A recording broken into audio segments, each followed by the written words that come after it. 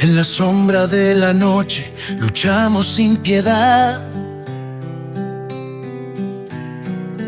Gritan las almas calladas buscando su verdad.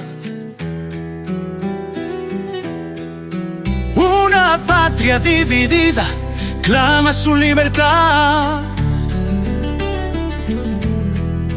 Bajo el fuego y las balas renace la ciudad.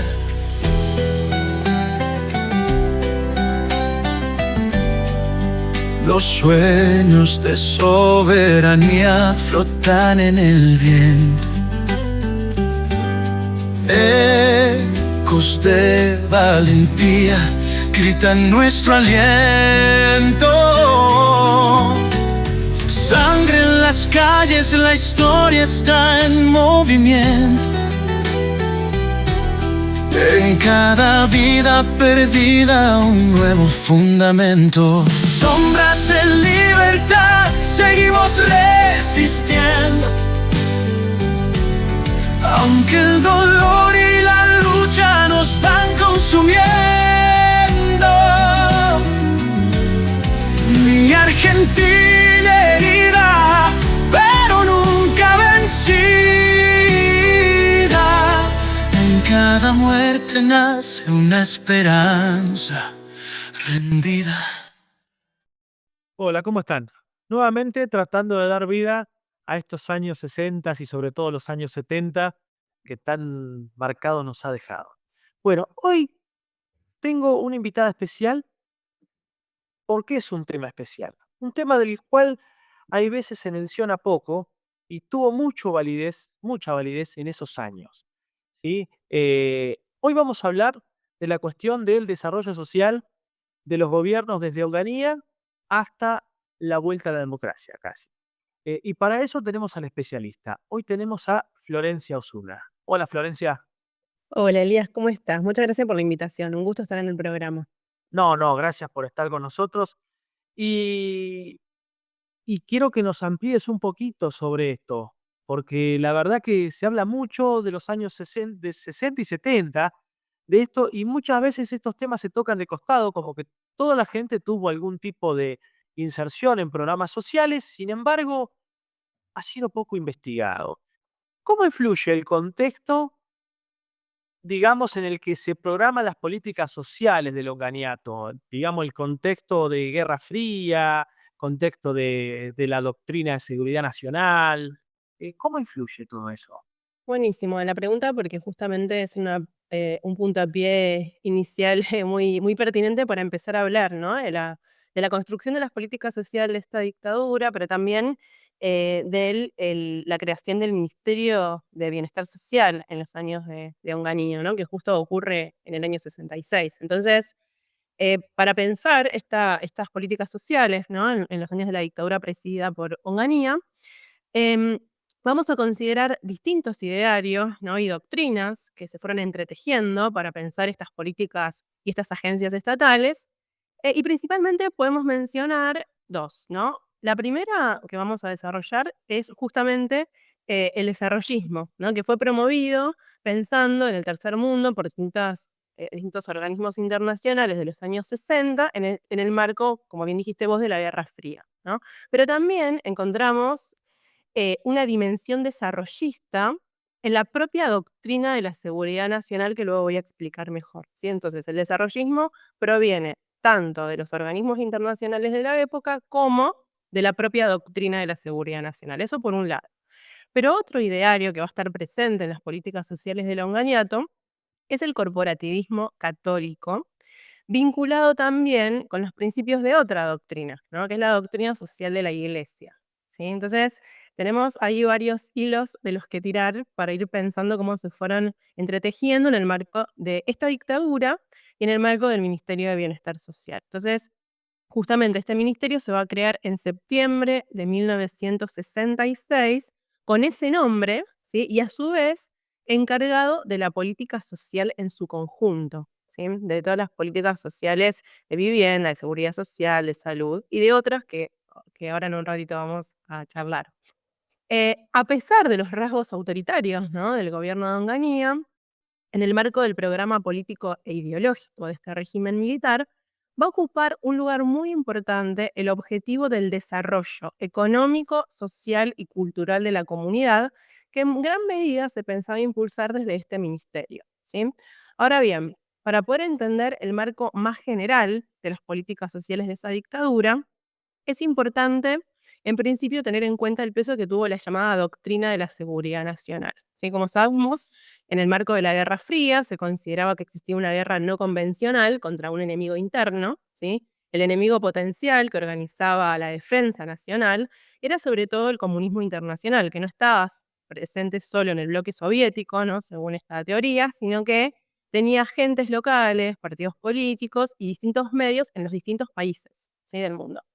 Entonces, este enemigo interno que iniciaba este tipo de guerra no convencional para actuar se mimetizaba con la población local de los países, ¿no? Y justamente como el enemigo de esta supuesta guerra se mimetizaba con la sociedad, era necesario el control de la población por parte de los militares a partir en general de un golpe militar, ¿no? Justamente. Este enemigo, ¿no? Considerado comunista o apátrida o subversivo, ¿no? Según el momento, no solo podía estar adentro de todas las naciones, sino que al mismo tiempo, y esto me parece interesante, se consideraba que infiltraba todos los espacios, ¿no? Los espacios sociales, políticos, familiares, educativos, ¿no? Porque según este discurso, el enemigo estaba infiltrado en todo el tejido social. Es decir, no es solo un enemigo considerado en términos militares, ¿no? Sino que es un enemigo ideológico, sobre todo. Entonces, en el marco de esta doctrina de seguridad nacional se va a ubicar el componente militar en el centro de la sociedad, ¿sí? Al punto que los militares van a empezar a tener nuevas funciones que van mucho más allá de lo castrense y lo militar, como decimos, ¿no? Acá, por ejemplo, en este contexto va a surgir la llamada acción cívica de las Fuerzas Armadas, y también encontramos a los militares en diferentes ministerios y agencias estatales haciendo política pública, ¿no? Justamente partiendo de esta doctrina.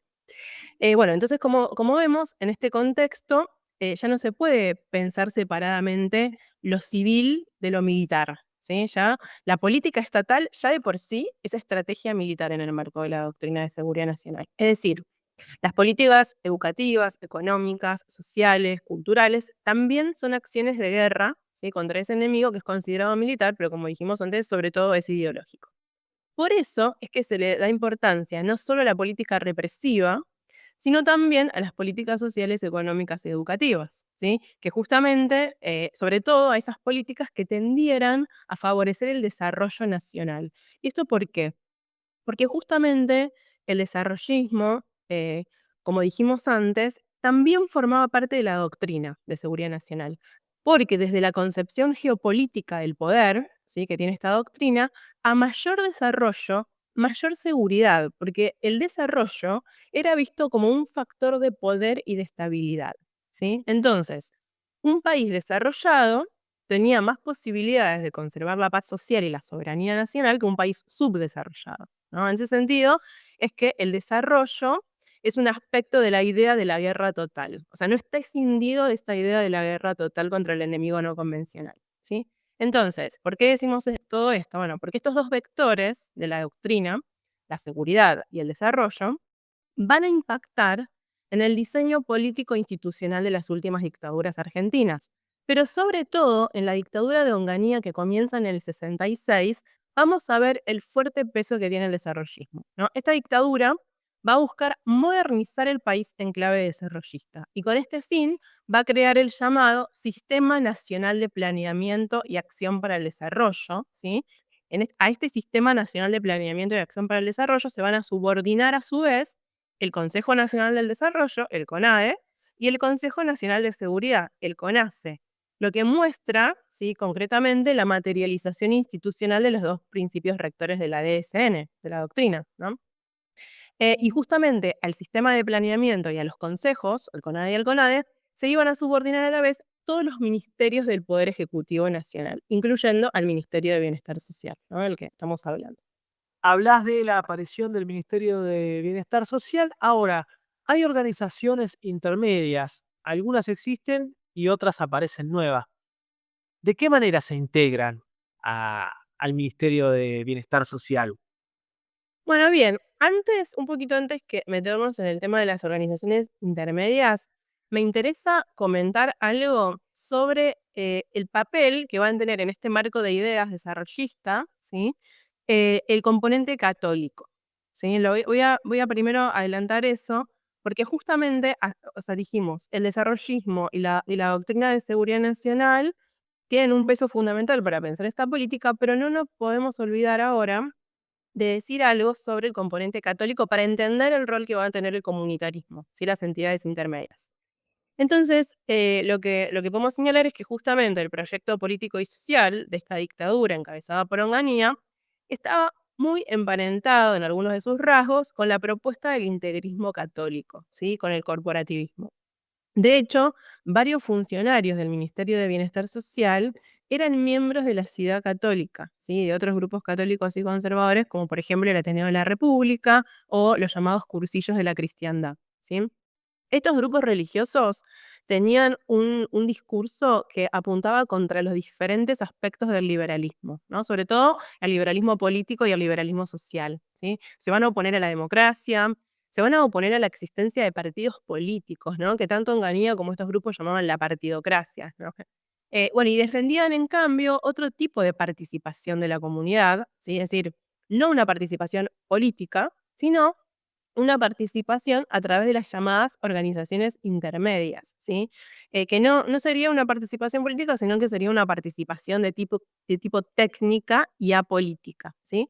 A esta participación de la comunidad técnica y apolítica se la va a conocer como comunitarismo, ¿sí? Estas ideas son importantes porque las políticas del Ministerio de Bienestar Social van a adquirir un sentido muy relacionado con este proyecto comunitarista.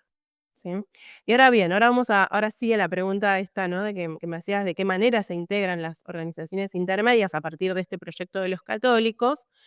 Y lo que podemos señalar es que, bueno, que este proyecto comunitarista de los católicos integristas, sobre todo de los funcionarios de la Ciudad Católica, mucho más fuertemente que los del Ateneo de la República, va a suponer una especie de retorno al pasado hispánico colonial, ¿no? Al menos en su utopía, esa era su utopía, ¿no? La idea de una sociedad, incluso podemos decir en lo político precapitalista, ¿no? En donde primaba la descentralización del Estado, la participación de los vecinos en los cabildos, la relación armónica y funcional entre los que llamaban organismos intermedios de la comunidad, ¿no? Y cuando hablamos de organismos intermedios de la comunidad, organizaciones intermedias, hacemos referencia, por ejemplo, a las ligas de madres y padres de familia, a los gremios, a las sociedades de fomento, a las mutuales, a las cooperativas, a la empresa privada, ¿sí? Toda asociación de la sociedad civil.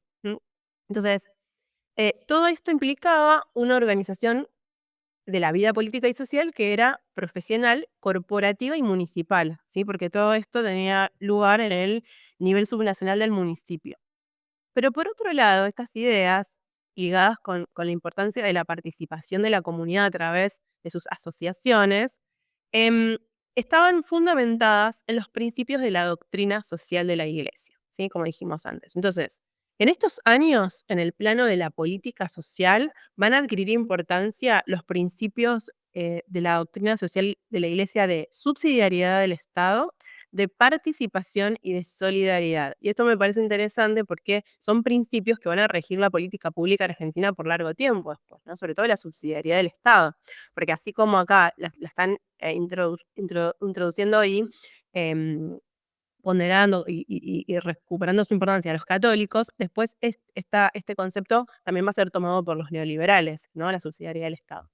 Entonces, bueno, esta subsidiariedad del Estado va a ser uno de los principios más invocados en los años 60 y va a significar, ¿qué significaba la subsidiariedad del Estado según la doctrina de la Iglesia? Bueno, significaba que los llamados grupos mayores, como por ejemplo podían ser el Estado Nacional, no debían resolver los problemas que los grupos menores, es decir, las organizaciones básicas de la comunidad o el Estado municipal, podían resolver por sí mismos, ¿sí? Si un problema pueden resolverlo las asociaciones o el municipio, el Estado Nacional no debe inmiscuirse.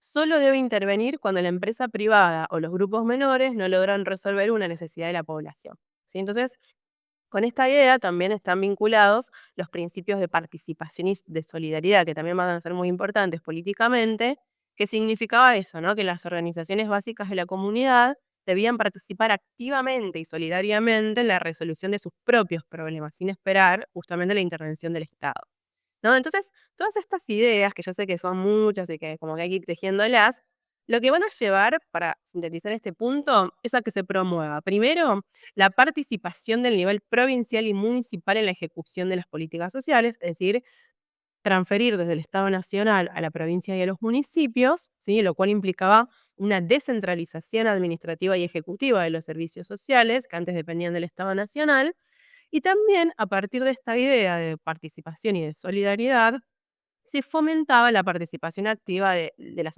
asociaciones civiles, lo que dijimos antes como organismo intermedio de la comunidad, a través de préstamos y subsidios para que se encargaran de la resolución de la cuestión social, ¿no? Restando justamente importancia al Estado Nacional. ¿M? Bueno, así un poco sinteticé estas cuestiones. No, me llama la atención esto que vos contás, porque no está alejado de lo que muchas veces los grupos independientes buscan, es decir, bueno, resolver los conflictos eh, o los problemas que existan sin la intervención del Estado, que el Estado medie cuando tenga que hacerlo. Eh, Esto sin entrar en una visión liberal del tema, pero vos sabés que he hablado con mucha gente que tiene la concepción más clásica del peronismo, no del peronismo que se ha visto en los últimos 20 años, eh, y te habla de eso, de las formaciones desde abajo de todos estos grupos. O sea que, digamos, en teoría, lo que propone el gobierno de Onganía no está tan lejano a la realidad, digamos. Claro, porque yo creo que también el comunitarismo, la participación de la comunidad, las técnicas de participación de la comunidad, casi que funcionaban como lo que se llama el significante vacío. Como que hay diferentes actores que en los 60 y 70 se están apropiando de ciertas categorías. Por ejemplo, no sé, lo que antes dijimos, bueno, hay un discurso fuerte contra el liberalismo político, ¿no? El discurso fuerte contra el liberalismo político era compartido casi por todo el arco político en esa época, civiles y militares, ¿no? El comunitarismo era compartido ampliamente por distintos sectores. Entonces, justamente lo que hay que pensar es, en un momento determinado, en un momento histórico determinado, de qué manera diferentes actores se apropian de los mismos conceptos, ¿no? Y es un concepto de época muy signado por, o sea, que tenía mucha carga política y simbólica, ¿no? Y era apropiado, yo te digo, por diferentes actores. Entonces, esto que a vos te resuena en otros actores políticos tiene que ver con esto, con que todos tenían su versión del comunitarismo, así como esa frase que se suele decir, peronistas somos todos, bueno, acá desarrollistas eran todos, ¿no? Y es algo que también destaca Altamirano esto, ¿no? Cómo permeaba las diferentes opciones políticas. Vos hablás en tu libro, hablás de la Secretaría de Promoción y Asistencia de la Comunidad, la CEPAC. ¿Qué sería la CEPAC? Bien, bueno, es también una pregunta importante para entender esto que venimos contando, porque dentro del Ministerio de Bienestar Social, ¿sí? Además de las secretarías tradicionales, ¿no? Que podía ser la Secretaría de Vivienda, de Salud Pública, de Seguridad Social, ¿no? Que responden a las políticas sociales más clásicas, por llamarlo de alguna manera. Se va a crear también una secretaría muy particular, que es la que vos mencionás, que es la Secretaría de Promoción y Asistencia de la Comunidad, muy conocida por sus siglas, como vos bien dijiste, la CEPAC, ¿no? ¿Por qué es importante la CEPAC en el proyecto político de Longaniato? Porque justamente la CEPAC era la encargada de ir creando las condiciones para este futuro modelo, ¿no? Social, político, cultural y económico, imaginado por estas derechas, que se iba a asentar sobre el orden municipal, ¿sí? Y que consistía en esta libre y armoniosa relación entre las organizaciones intermedias que nombramos antes, ¿no? La Liga de Padres de Familia y de madres de familia, el laicado católico, la sociedad de fomento, las mutuales, ¿no? Etcétera. Entonces, bueno, de hecho se considera que esta secretaría fue la implementación práctica del proyecto de la Ciudad Católica. O sea, a través de la CEPAC, la Ciudad Católica logra llevar a la práctica su utopía comunitarista, ¿no? Em, entonces, ¿qué hacía la CEPAC concretamente? Bueno, la CEPAC concretamente era la encargada de ir construyendo en diferentes lugares del país los llamados consejos de la comunidad. ¿Sí? Estos consejos de la comunidad estaban integrados por representantes de las diferentes entidades de bien público, ¿no? De nuevo, otra forma de llamar a estas asociaciones intermedias, ¿no? Entonces, los notables de cada municipio eran los que que eran a su vez representantes de estas entidades de bien público significativas para los municipios y los barrios, eran los que formaban estos consejos de la comunidad, ¿no? Y estos consejos de la comunidad, que estaban en los distintos municipios o muchos municipios, justamente tenían como propósito resolver las cuestiones sociales en los niveles subnacionales, ¿no? En provincia y municipio.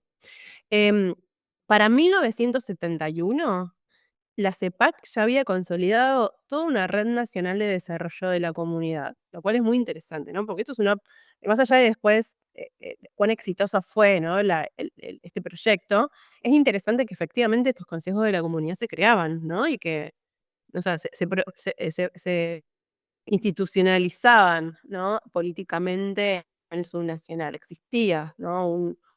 Existió un desarrollo concreto de esta utopía de derecha. Decime, ¿en qué medida se pone en paralelo, digamos, cómo repercute esta política económica y esta relación entre el Ministerio de Economía y el Ministerio de Desarrollo Social, cómo repercute también en las otras entidades intermedias? Bueno, bien, es interesante esta pregunta porque no ha sido tan pensada, ¿no?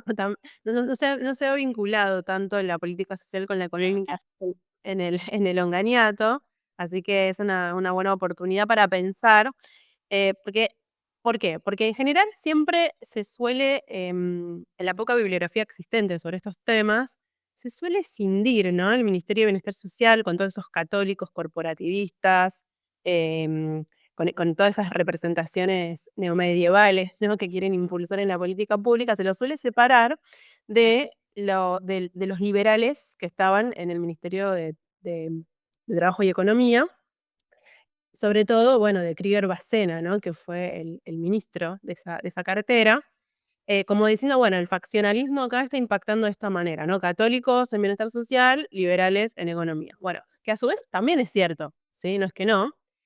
Em, pero lo que yo pienso que, o sea, hay que tratar de pensarlo no como solamente en el marco de un Estado faccioso, ¿no? Donde liberales y corporativistas solamente se vinculaban desde el conflicto y la diferencia. Yo creo que las políticas sociales y económicas están confluyendo, ¿sí? En el marco desarrollista general de la época, ¿no? Que es un marco que, como un poco adelantamos antes, estuvo fuertemente impulsado por la Alianza para el Progreso de Kennedy, ¿no? Que justamente la Alianza para el Progreso de Kennedy de principios de los 60, después de la Revolución Cubana, lo que tenía como objetivo era evitar estallidos sociales en el tercer mundo, ¿sí? Entonces, la dictadura de Onganía y los funcionarios del Ministerio de Bienestar Social, desde su ideario católico, adherían también a algunos presupuestos desarrollistas, como por ejemplo el comunitarismo que ya vimos, ¿no? Esto me parece muy curioso, porque por un lado es un principio católico, lo llevan adelante desde estas ideas comunitaristas de la doctrina social de la Iglesia, pero también el comunitarismo era defendido e impulsado por los organismos internacionales del desarrollismo y también por la Alianza para el Progreso, ¿no? Por eso es difícil, porque es como que distintas entidades y organizaciones nacionales e internacionales van conectando sentidos, ¿no? Desde lo católico o desde el ideario liberal internacional, van conectando sentidos para producir esta política pública desarrollista y comunitarista. Bien, pero entonces, ¿cuál era el objetivo de la doctrina de seguridad nacional y del desarrollismo de la Alianza para el Progreso? Como dijimos, era una forma de contrarrestar la amenaza del comunismo y de la revolución. ¿Sí? En eso todos en la dictadura estaban de acuerdo. Ahora bien, el ministro de Trabajo y Economía de Longaniato, sí, Krieger Bacena, aunque era muy cercano a los sectores más liberales de la dictadura, como Julio Alzogaray y como Alejandro Lanusse, también, como dijimos antes, estaba cerca de actores e ideas del desarrollismo de la época. ¿Sí? De hecho, después del impulso de la Alianza para el Progreso por parte de Kennedy, Krieger Bacena va a presidir en 1961 uno de los grupos de trabajo que se instrumentaron para justamente desarrollar las relaciones económicas bilaterales entre Argentina y Estados Unidos, ¿sí? Krieger Bacena va a presentar diferentes proyectos de desarrollo, por ejemplo, proyectos para hacer aeródromos, caminos, vías férreas, electricidad, acero, bueno, entre otros, y va a pedir a Estados Unidos $200 millones para poder concretarlos. El gobierno estadounidense, a cambio, lo que le va a pedir es colaboración política efectiva, ¿no? Con la Alianza para el Progreso. Incluso, Krieger Bacena fue presidente de la Sociedad Internacional del Desarrollo Capítulo Argentino, ¿sí? Y él estaba a favor de las teorías de la modernización y de la planificación económica estatal propias, ¿no?, de este clima desarrollista. Y también él sostenía que el plan económico tenía que suponer la colaboración del sector privado, o sea, no debía ser solo ejecutado por el Estado y por empresas públicas, sino que debía contemplar la participación del sector privado, ¿no? Que también un poco esto es similar a lo que veíamos en bienestar social, ¿no? La importancia de que las asociaciones o los empresarios participen activamente de la ejecución de la política. Y también, como los desarrollistas de la época, consideraba que eran importantes las inversiones extranjeras para el desarrollo de la economía local, ¿sí? Entonces, quiero decir, desde la dimensión económica, Krieger Bacena y esta dictadura van a ser permeadas por el clima desarrollista de la época, aunque unos fueran católicos corporativistas y otros fueran liberales, ¿no? Entonces, me interesaba bien aprovechar tu pregunta para mostrar esta sincronicidad, ¿no?, entre las agencias, que no es que estaban solamente enemistadas, peleadas y conflictuadas, sino que también formaban parte de ese mismo paraguas común que era el desarrollismo. Y lo último que digo sobre esto es que en su gestión, Krieger Bacena, dentro de este plan económico desarrollista, comenzó, por ejemplo, a impulsar las obras de la represa del Chocón, el complejo Zárate-Brazo Largo y también la central nuclear de Atucha, ¿no?, que eran proyectos también propios de este clima de ideas, ¿no?, la importancia de desarrollar esas energías o esas industrias. Y o sea que no era tan oscuro como parecía Krieger Bacena. Es un personaje muy difícil de agarrar, de entender, ¿viste? Porque, ya te digo, era un liberal rancio por un lado, pero por otro lado no podía quedar al margen del clima desarrollista de época, porque quedar al margen del clima desarrollista de época era quedar fuera de la propuesta de Estados Unidos para el tercer mundo. Exacto. Paradoja. Llega la época de Francisco Manrique. Me acuerdo los últimos años de Manrique que yo lo veía, esto delata mi edad, lo veía en Nueve Diario, que tenía su columna. Eh, Tiene objetivos políticos y objetivos sociales, ¿cuáles son? Sí. También, igual que Krieger Bacena, ¿no? Uno tiene un prejuicio, una idea que se va construyendo no solo desde la historiografía, sino que desde el sentido común, y después empezás a estudiarlos y decís, bueno, acá hay más cosas, ¿no? Más cosas para analizar.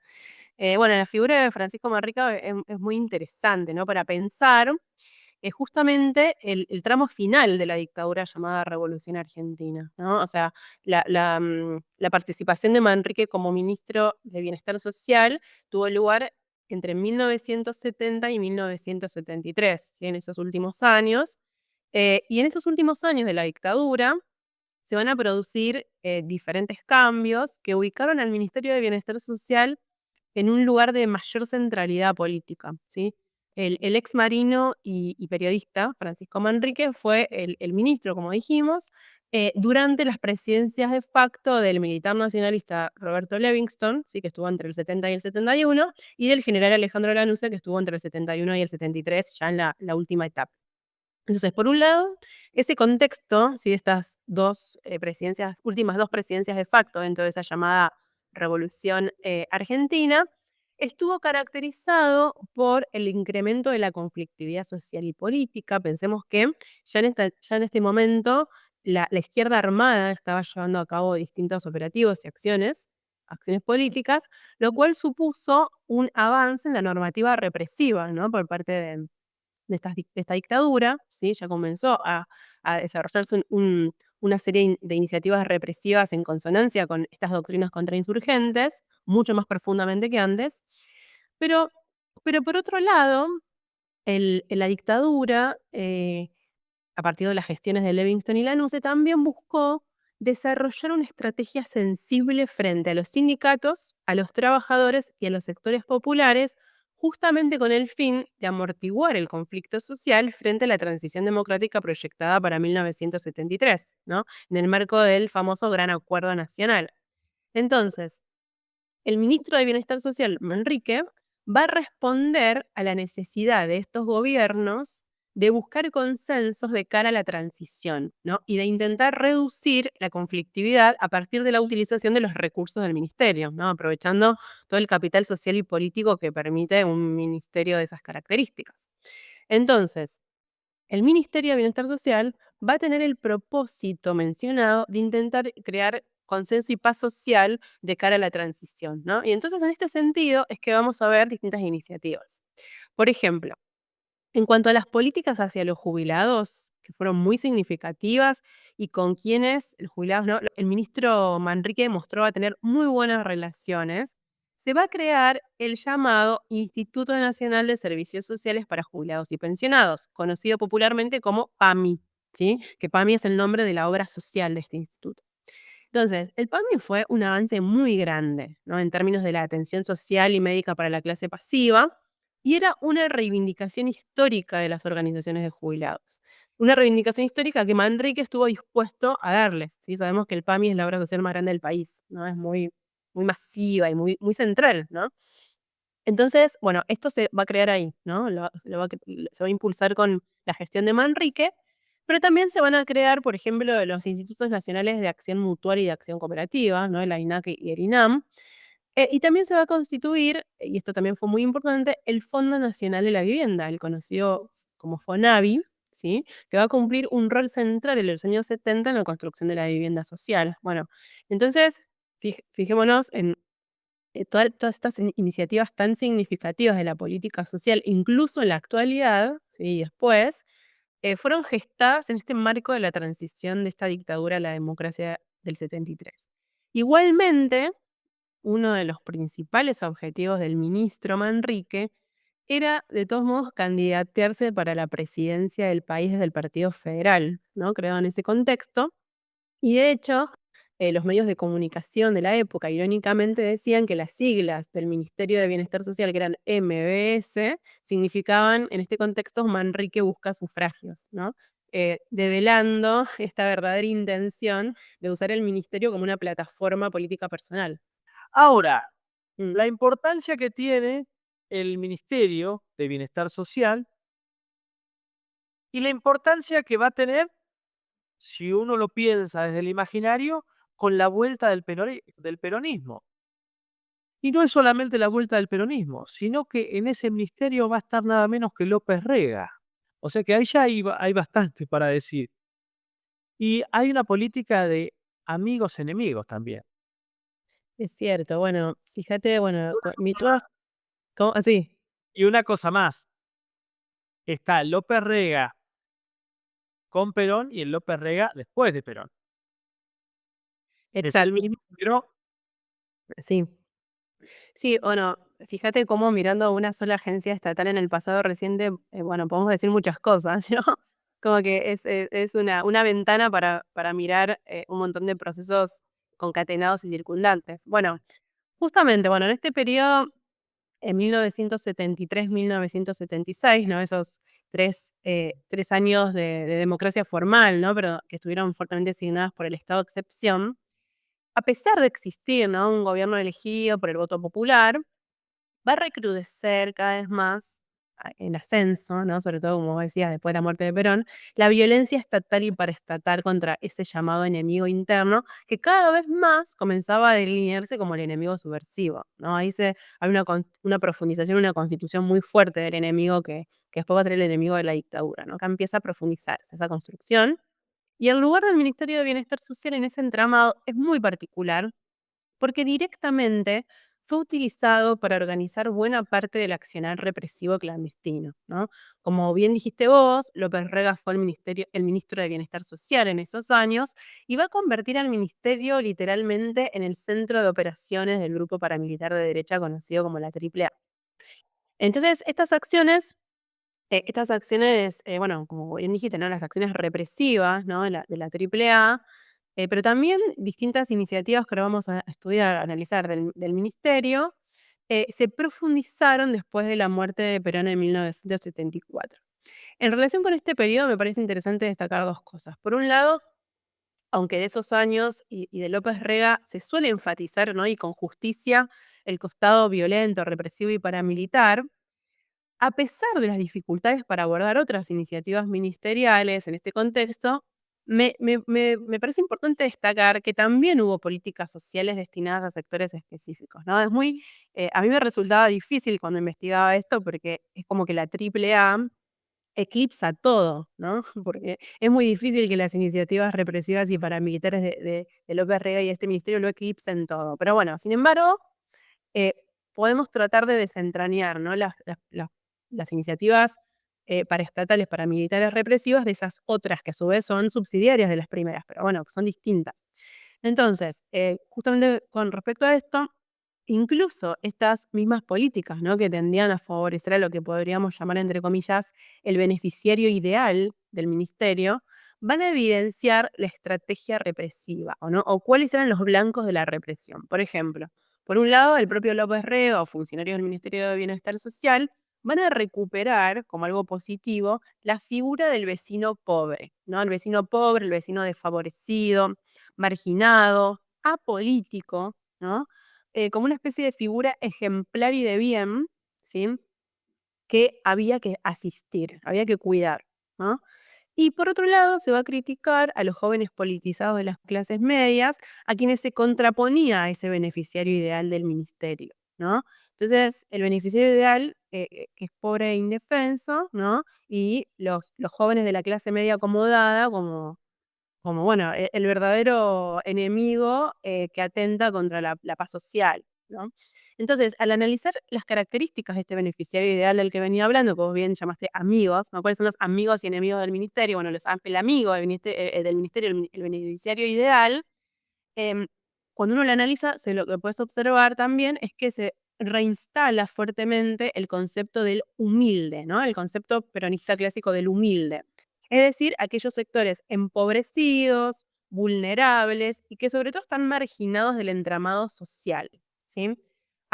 Pero a diferencia del peronismo clásico, ya no era el trabajador asalariado quien vertebraba la propaganda oficial del Ministerio del Pueblo, ¿no? Como se llamaba, sino que el excluido era representado como un ser en estado apolítico y asocial, ¿no? Y que a su vez era una figura romantizada y reivindicada para contraponerla a los sectores más politizados vistos como negativos, ¿no? Para la armonía social.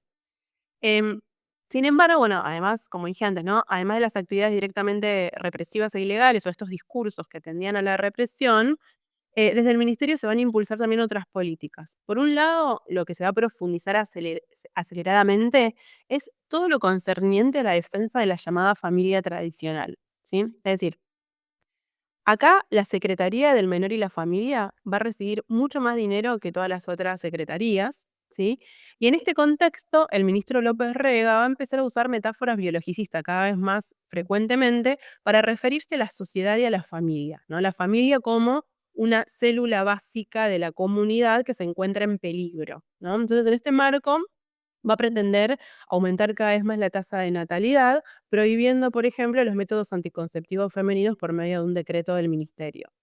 Además de estimular el aumento de la tasa de natalidad, también consideraban necesario bajar los índices de mortalidad infantil, y para esto fue creado un plan de salud materno-infantil bastante extendido, bastante importante, y también se le va a dar impulso a los centros de acción familiar, que tenían por objetivo resolver el problema de las familias que tenían que dejar a sus hijos cuando iban a sus obligaciones, y quedaban expuestos los niños y las niñas a, en palabras de los funcionarios, al riesgo físico y moral, que este concepto de la niñez en riesgo físico y moral después también va a ser muy profundizada por la última dictadura, ¿no? Pero ya empiezan estos discursos sobre familiaristas conservadores, ¿no? En este periodo también en consonancia con todos estos discursos, va a haber importantes aumentos en las asignaciones familiares, justamente para fortalecer materialmente a la familia, ¿sí? Un contexto muy recesivo económicamente, pero donde se aumentan las asignaciones familiares para proteger a esa célula básica de la comunidad, ¿no? Entonces, bueno, estas son algunas de las iniciativas del ministerio que me parecieron bastante significativas por fuera de las represivas, ¿no? Claro, ¿quiénes eran los que andaban con los humildes y con los comedores? Eran grupos de izquierda, montoneros o algún grupo que andaba siempre ayudando y bueno, obviamente, y factor político, politizador, mejor dicho, estaba siempre presente. Tal cual. Y además, si querés, bueno, voy a decirte algo más sobre, sobre una política que un poco se vincula con lo que vos estás diciendo, que tiene que ver con el surgimiento de la Dirección Nacional de Emergencias Sociales, la DINES, ¿no? ¿Por qué menciono esto en relación a lo que decías? Es lo, Porque lo que venía, la pregunta que venía. la pregunta que venía, sí, la pude leer entre líneas. ¿Por qué? Porque justamente a partir de los discursos de López Rega, lo que se puede observar es que hay una asociación en sus discursos entre la pobreza material y la violencia potencial de las masas. Es decir, no es solo, o sea, la izquierda tenía su proyecto hacia los sectores populares, pero la derecha también tiene su proyecto hacia los sectores populares que en gran medida se van a marcar en la doctrina de la seguridad nacional también, porque el discurso de López Rega ahora vamos a ver que está muy entroncado con lo que ya veníamos contando desde antes, ¿no? Entonces, la pobreza material es potencialmente, o sea, o lleva potencialmente a la violencia de las masas, ¿no? A la revolución. Entonces, para evitar esa violencia de las masas, él decía que era importante atender de manera urgente a los sectores sociales más necesitados para justamente resguardar la paz social y la seguridad interna, ¿no? Es en este marco que se crea la DINES, ¿no? Fijémonos cómo se llama, Dirección Nacional de Emergencias Sociales, ¿no? Y esto es significativo, primero porque nunca más en la historia existió una dirección que usara el concepto de emergencia social, ¿no? Esto a mí me parecía significativo. Solo podemos encontrar referencias similares en España, ¿no? En la España de Franco. Entonces, el concepto de emergencia que manejaba la dirección era central porque cubría un muy amplio espectro, ¿no? Que podía ir desde atender catástrofes naturales, no sé, una inundación, un incendio, eh, o intervenir, la DINAS intervenía frente a acciones de la guerrilla o enviaba una silla de ruedas a alguien que la necesitaba, o un marcapasos, o un techo de chapa para una casa de una villa miseria. ¿Sí? Es decir, según la DINES, el país estaba en estado de emergencia, ¿no? Sea lo que signifique estado de emergencia. Y por eso el Ministerio de Bienestar Social va a montar toda una red de comunicación por radio y también de transporte por tierra, agua y aire para llegar a todos los puntos del territorio de manera rápida, ¿no? Sea para trasladar personas, trasladar recursos a lo largo y ancho del país. Y esta idea del país hiperconectado, ¿no? En poco tiempo podemos llegar a todos lados, también sugiere el imaginario de un territorio militarizado, ¿no? Y este control, también este control del territorio que sugería la doctrina de la seguridad nacional, ¿no? Control total del territorio. Entonces, sugiere una imagen similar. Entonces, el ministerio de López Rega, además de pensar el territorio nacional en estado de emergencia, también va a empezar a volver difusos, creo yo, los límites entre lo físico, lo social, lo natural y lo biológico. Esto se ve recurrentemente, donde termina la ideología y empieza lo biológico, lo natural, la catástrofe de la inundación y el asesinato de un militante izquierda, ¿no? Donde empieza, es como que se vuelve cada vez más difusos esos límites. Y esto estaba en correspondencia también con el discurso del propio Perón, ¿no? Que muestra muy bien Marina Franco en Un enemigo para la nación, acerca de el discurso de Perón sobre los militantes de izquierda, ¿no? Como si fueran una enfermedad, un elemento patógeno, ¿no? Detrás de esos discursos biologicistas hay un proyecto político represivo, ¿no? Entonces, este discurso biologicista va a tomar fuerza en estos años y se va a profundizar muy fuertemente en los años de la dictadura. Llega el golpe del 24 de marzo. Y a partir de allí, ¿qué pasa con el Ministerio de Bienestar Social, teniendo en cuenta el brutal golpe de timón que pega a la economía? Bueno, bien, me haces preguntas que parecen sencillas como las formulás y después son complejas de responder porque ahí tienen muchas capas y dimensiones, ¿no? Sobre todo la última dictadura, porque ahí ya me introdujiste el tema de la economía, ¿no? Entonces, bueno, Porque vos sabés que a mí siempre me hace ruido eso, sobre todo cuando se habla de desarrollo social. El tema de desarrollo social es muy referente a las políticas públicas, pero las políticas públicas van de la mano de la economía, ¿viste? Del plan económico. Y justo con exactamente, exactamente. Bueno, y esa pregunta que me fuiste haciendo sobre la dimensión económica, me parecen importantes por eso que también te dije antes, acerca de que en general se piensa a las dictaduras argentinas, sobre todo las últimas dos, en términos del faccionalismo interno, ¿no? Que sabemos que estaban siempre los católicos nacionalistas corporativistas en algunas agencias, como Bienestar Social es un ejemplo, o educación o cultura, y los sectores más liberales o liberales tecnócratas en las áreas económicas, ¿no? Entonces, diferentes actores con diferentes proyectos, diferentes ideologías en distintas agencias de un mismo gobierno, justamente va a suponer conflicto, ¿no? Entonces, esto es así, esto ocurrió, pero siempre, como yo también te decía para el caso de Longañato, siempre hay ideas compartidas, ¿no? Que hace que todos esos estén en el mismo gobierno. Entonces, hay ideas compartidas, las ideas compartidas en el caso de la última dictadura tienen que ver con la lucha antisubversiva. Todos están de acuerdo en que el principal objetivo es la lucha antisubversiva, y entonces todos los ministerios se van a alinear tras este objetivo. Después vamos a ver en qué medida Bienestar Social también se alinea, ¿no? Detrás de ese objetivo.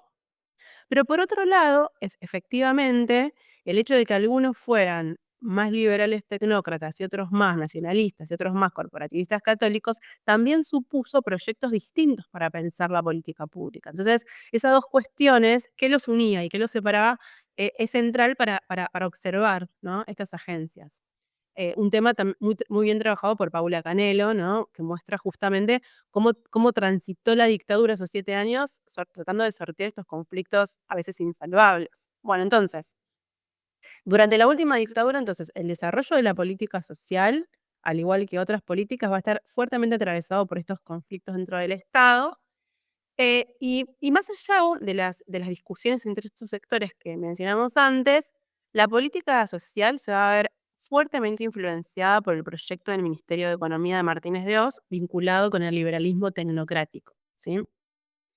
El liberalismo tecnocrático de Martínez de Oz y de la cartera de Economía, en lo concerniente a la política social, lo que proponía era privatizar algunos servicios y eliminar los aportes patronales destinados al sistema jubilatorio, a las obras sociales y a la vivienda, ¿sí? Porque decían que los aportes patronales eran impuestos que distorsionaban el libre juego del mercado, ¿sí? Entonces, o sea, las ideas típicas, ¿no? De los sectores neoliberales o liberales tecnocráticos. De hecho, el Ministerio de Economía lo que buscaba de fondo era transformar el sistema previsional de reparto basado en las contribuciones solidarias de trabajadores, empresarios y el Estado en un sistema de capitalización y seguro administrado por el sector privado, tal como terminó ocurriendo en los años 90 con las AFJP. O sea, el proyecto de las AFJP era el proyecto de los economías tecnócratas de la dictadura, ¿sí? Pero pasa que durante la dictadura no se logró avanzar con eso. Espera, voy a decir algo un poquito más adelante, digo algo respecto a eso. Con respecto a las obras sociales, el objetivo era excluir a los sindicatos del control de las obras sociales y también, ¿por qué? Para fomentar la libre elección por parte de la población de planes de salud privados, ¿no? Que lo que también buscaban era favorecer a las empresas de medicina prepaga. Entonces, aunque se avanzó con algunas de estas cosas, por ejemplo, se avanzó con la supresión de los aportes patronales para la política social, no se logró privatizar a las jubilaciones ni tampoco transformar el sistema de obras sociales. ¿Por qué no se logró? A causa de la oposición de los católicos del Ministerio de Bienestar Social, ¿no? Entonces, em, cada uno proponía su proyecto, ¿no?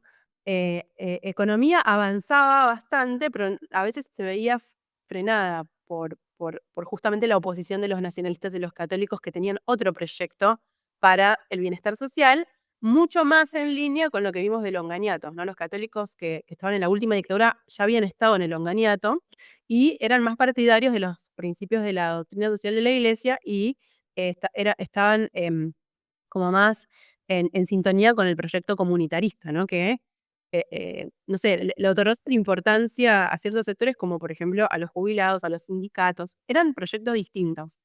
Eran proyectos distintos, pero que en la negociación algunos lograban algo y se tenían que frenar en otras cosas. Bueno, lo que se logró fue eso.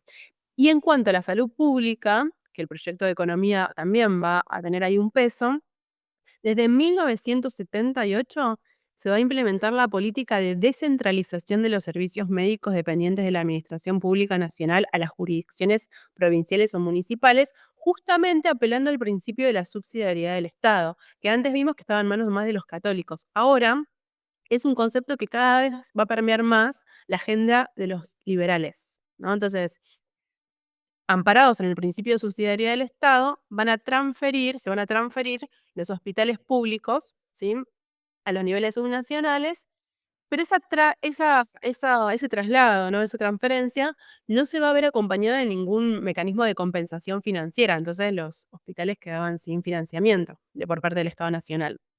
Y no solo se transfirieron los hospitales públicos, sino que también se empezaron a arancelar las prestaciones médicas. O sea, los pacientes tenían que pagar un arancel, sobre todo si no podían justificar su condición de pobreza, ¿no?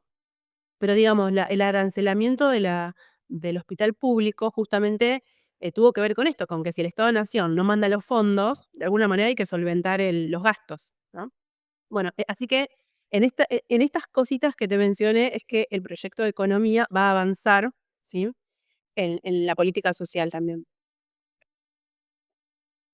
¿Y cómo, a ver, cómo se piensa la ayuda social, teniendo en cuenta lo que es el Estado, la Iglesia y la familia, que tanto hincapié hizo en la familia, que ahora más adelante lo vamos a tocar un poquito, el gobierno militar, pero teniendo en cuenta el fuerte influjo de la Iglesia también? Sí, eso es una pregunta central porque como comentaba antes, por un lado tenemos estas discusiones que vimos anteriormente, más ligadas entre la discusión entre Martínez de Oz y el Ministerio de Bienestar Social acerca de qué hacer, cómo administrar la política social, ¿no? De dónde salían los recursos. Pero la otra cuestión que te decía, más allá de estas discrepancias y desacuerdos, hay algo, como dije antes, que todos compartían, que era la lucha antisubversiva. Entonces, ¿de qué manera el Ministerio de Bienestar Social se inserta en esa lucha antisubversiva? Porque no es un ministerio que en este momento esté abocado a la represión, tiene otros objetivos. Entonces, ¿cómo se alinea tras ese objetivo, no? Entonces, lo que vamos a observar es que el ministerio va a realizar una fuerte labor de acción y propaganda contra el llamado enemigo subversivo, que en parte implicaba distintas iniciativas ligadas a la protección y al reforzamiento de la familia, también concebida como célula básica de la comunidad, en continuidad con lo ocurrido en el tercer peronismo. Los funcionarios civiles y militares de la dictadura van a sostener que si la familia estaba mal, era más fácil que se infiltrara y se propagaran las ideas subversivas, ¿no?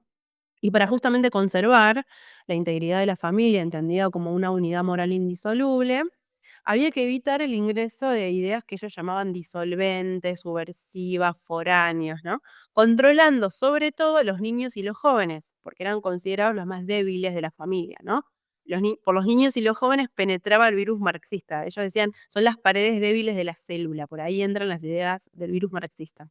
Todo, fíjense, ya cómo se profundizó el, el discurso biologicista, ¿no? A este punto. Entonces, se van a ensayar distintas iniciativas relacionadas con la familia, con la Iglesia Católica, y no solo con la Iglesia Católica, ¿no?, sino también con universidades católicas y con el laicado católico. Acá, por ejemplo, van a tener mucha importancia las ligas, ¿no?, de madres de familia, las ligas de padres de familia, y también el movimiento familiar cristiano. El movimiento familiar cristiano fue re importante también. Entonces, laicado, iglesia y universidades católicas acá van a tener un fuerte peso, ¿sí?, en la realización de políticas públicas hacia la familia. Y yo lo que noté cuando investigué este tema es que había una especie de división de las tareas, ¿no?, entre los funcionarios católicos de la Secretaría la jerarquía de la Iglesia y el laicado católico. ¿Qué quiere decir división de las tareas? Por ejemplo, no sé, la Secretaría del Menor y la Familia participaba en alguna actividad o en alguna acción o tomaba como propias algunas acciones que en realidad no habían sido planificadas por el Estado, habían sido planificadas y ejecutadas por un sacerdote y por la Liga de Padres de Familia, pero la Secretaría se veía implicada como si fuera una actividad propia también. Entonces, ¿por qué resalto esto? Porque lo que se observa es que el vínculo entre el Estado y el mundo católico era absoluto en términos de niñez y familia. Casi que no puedes diferenciar quién hizo qué. ¿Sí? Si lo hizo la Universidad Católica, si lo hizo el Estado o si lo hizo la Iglesia, ¿no? La porosidad de Estado-sociedad ahí es absoluta, ¿no? A mí eso me impactó mucho. Siempre hay relación Estado-sociedad, pero acá es absoluta. Em, o sea que las coincidencias no eran solo ideológicas, ¿no? Entre la dictadura y la Iglesia, sino que el mundo católico va a desempeñar un papel fundamental a partir también de la ubicación de cuadros técnicos en el Estado, ¿no? Por ejemplo, el secretario del Menor y la Familia era el abogado Florencio Varela, un abogado muy católico de una familia del patriciado, y el secretario de Seguridad Social era Santiago de Estrada, ¿no? Que lo suelen llamar el monje negro, porque él estuvo desde Longaniato en adelante siempre en la gestión pública, y también Santiago de Estrada era un abogado católico del patriciado porteño. Entonces, bueno, en este marco de protección a la familia, una de las principales políticas sociales del ministerio en sí, ahora ya la Iglesia, o sea, no tiene tanta injerencia, más que ideológica, el Ministerio de Bienestar Social va a desarrollar por ejemplo, bueno, todo un sistema de asignaciones familiares que van a ir en constante aumento a pesar de la crisis económica y a pesar del congelamiento de los sueldos, ¿sí? Las asignaciones familiares siempre van a subir. ¿Por qué? Porque consideraban que había que proteger materialmente a la familia, no solo moralmente, sino también materialmente. Por ahí una de las cosas que me hacen ruido siempre en esta época es la cuestión de la juventud. Pero no la juventud solamente por la politización que podía existir, que bueno, en esa guerra que había contra la subversión, pero por ahí con el tema de las influencias extranjeras, el tema de las costumbres, ¿cuál es la política del gobierno, sí, en cuanto a la juventud en este cambio de época, digamos? Claro. Bueno, es también una pregunta difícil de abordar porque habría que dar cuenta de la acción de muchas agencias del Estado, pero yo te voy a contar un poco qué es lo que se hacía desde el Ministerio de Bienestar Social, ¿no? Con respecto a esta temática, cuáles eran los diagnósticos y cuáles eran las iniciativas. Bueno, un poco retomando, ¿no? Lo que veníamos diciendo, distintos funcionarios de la dictadura van a sostener que el enemigo subversivo se proponía destruir, como dijimos, a la familia, ¿no? ¿De qué manera? Bueno, por ejemplo, alejando a los jóvenes de los padres y de los abuelos, ¿no? Si, si, si, mm, si el enemigo subversivo, entre comillas, alejaba a los jóvenes de su familia nuclear, de los abuelos y de los padres, lo dejaba aislado, desprotegido moralmente, y eso era más fácil cooptarlos, ¿no? Entonces, la subversión en este discurso incitaba a los jóvenes a que se fueran de su casa y que vivieran solos, y de esta manera los jóvenes desprotegidos, fuera de la familia, eran seducidos por la subversión que los llevaba a incurrir, decían ellos, en la promiscuidad sexual, en la homosexualidad, en la locura, en la drogadicción y en el delito, ¿no? Como que era un encadenado de temas que después los llevaba a la ruina moral, a la ruina física y a ser cooptados políticamente. Ese era el discurso muy fuerte del ministerio. Entonces, a partir de este diagnóstico, las secretarías del ministerio van a encarar diferentes acciones. Por un lado, van a promover una gran actividad de propaganda tendiente a generar en los padres miedo sobre la suerte de los hijos, ¿no? Y con el fin justamente de reforzar sobre ellos el control, ¿no? Por ejemplo, la campaña ¿sabe usted qué está haciendo su hijo en este momento? Es una campaña impulsada por el ministerio. Sí, es una campaña de difusión por distintos medios, ¿no? De esta pregunta para reforzar el control sobre los jóvenes. También va a ser creado el Cuerpo de Vigilancia Juvenil, algo sobre lo que no se sabe tanto porque tampoco hay tantas fuentes, pero en el propio boletín del Ministerio de Bienestar Social es posible encontrar la existencia del Cuerpo de Vigilancia Juvenil, que de lo que se encargaba era de patrullar las calles en busca de niños y jóvenes que anduvieran solos, ¿no? En la vía pública, y va a realizar dos acciones: los devolvía a sus familias o los llevaba a hogares de menores. En relación con esto, posteriormente se va a descubrir que hubo algunos casos en los que niños llevados a orfanatos por parte del Cuerpo de Vigilancia Juvenil eran hijos de víctimas del terrorismo de Estado, eran hijos de desaparecidos, ¿sí? Entonces, acá fijémonos cómo son políticas tendientes a la preservación, a la protección, pero también son subsidiarias de la política represiva, contribuyen también a la política represiva, aunque son de distinto orden. Bueno, y también se van a realizar campañas de prevención y cura de enfermedades de transmisión sexual, porque consideraban que justamente las enfermedades de transmisión sexual habían sido introducidas por el enemigo subversivo a partir de la difusión de la libertad sexual y la promiscuidad sexual, tal como lo llamaban ellos, ¿no?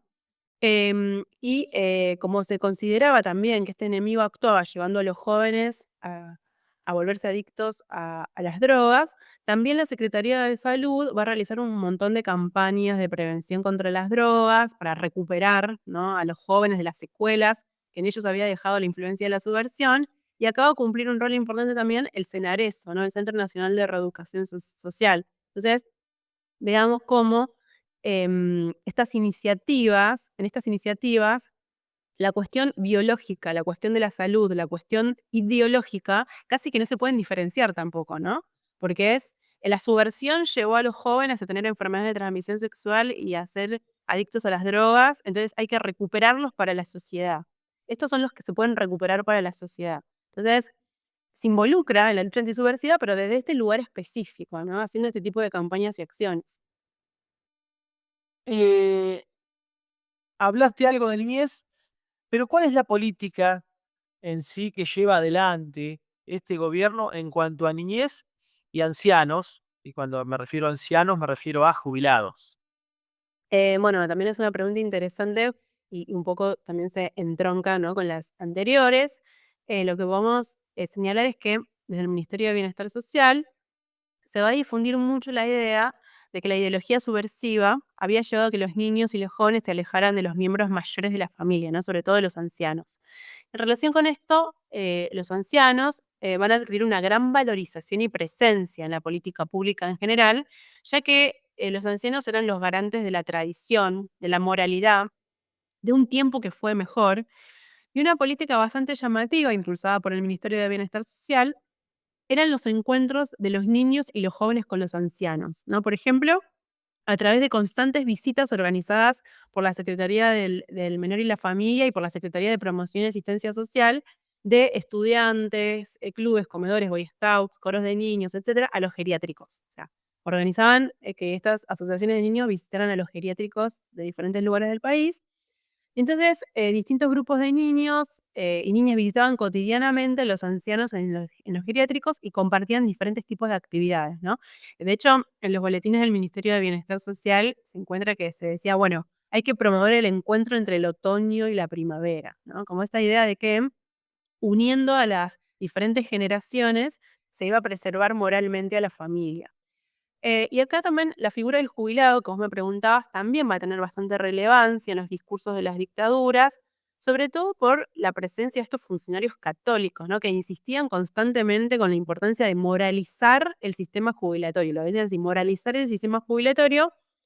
Em, ¿Qué significaba moralizar el sistema jubilatorio? No solo tenía que ver con aumentar las jubilaciones, sino también con modernizar la administración de las jubilaciones para que los jubilados no padecieran, por ejemplo, la falta de pago en tiempo y forma, para evitar las largas colas que tenían que hacer, para resolver más rápido los expedientes atrasados, para actualizar los saberes. Entonces, informatizar el sistema, modernizar el sistema tenía que ver con moralizar el sistema. Ese discurso va a ser muy fuerte en la dictadura, justamente hacer toda una serie de acciones para evitar que sufrieran los jubilados, ¿no?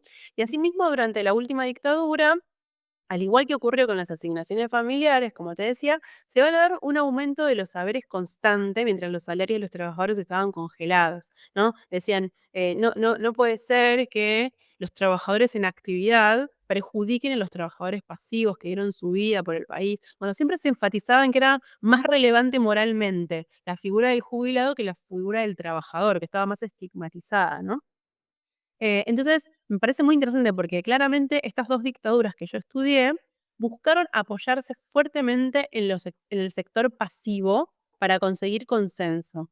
O sea, buscaban conseguir consenso entre los jubilados, pero al mismo tiempo yo creo que realmente la figura del anciano y del jubilado era una figura moralmente central en su entramado ideológico, ¿no? Bueno, Florencia, ha sido una charla espectacular.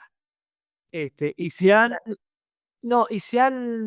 desmitificado un montón de elementos, ¿sí? Que están en el imaginario de la gente que por ahí piensa esa época u opina de esa época, ¿sí? Y no está consciente de las cosas que realmente sucedieron. Que hubo cierta intencionalidad en los gobiernos, ¿sí? De llevar algún tipo de ayuda. Yo recomiendo el libro de Florencia, ¿sí? La intervención social del Estado, ¿sí? El Ministerio de Bienestar Social, desde 1966 a 1983, como acá lo ven en pantalla.